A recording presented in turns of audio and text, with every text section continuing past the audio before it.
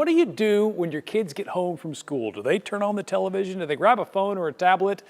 Keep an eye on their screen time, parents, because you should make sure you are setting limits. According to the American Academy of Pediatrics, they recommend an hour per weekday, 3 hours on weekend days for kids 2 to 5. Now, kids 6 and up, they say it's up to parents, but they do ask you to try to encourage healthy habits and make family meals and outings tech-free zones. Parents who put the iPad on the table at restaurants, they're talking to you. They say too much screen time can have a negative impact on things like a lack of focus, distractions from schoolwork, and they say it can impact your kids' sleep.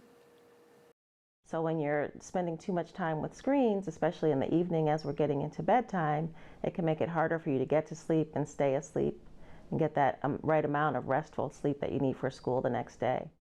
You know, I've heard that for parents too, but they do recommend put away phones and other devices at least a half hour before bed and make sure you lead by example. If you tell your kids to take a break from screens, you should too. That last part's optional. I just, want to make sure that everyone knows that. Yeah, that advice for parents. It's funny because we've talked about this though in our digital parenting series, and there is that idea that not all content, not all screen time is created equal. But I know for my kids, man, they love their screens. Oh, mine does so too. it is a constant battle. We had some interesting conversation around our table yesterday, post the show.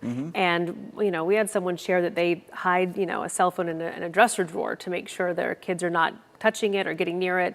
It has to be that restricted. And we found out over the weekend that cash is an incentive to get kids off of their phones as well. This is great though that you did that. Yeah, the kids were hanging out. My daughter was hanging out with friends at a party, and they were all on their phones. So we said, everybody put your phones away.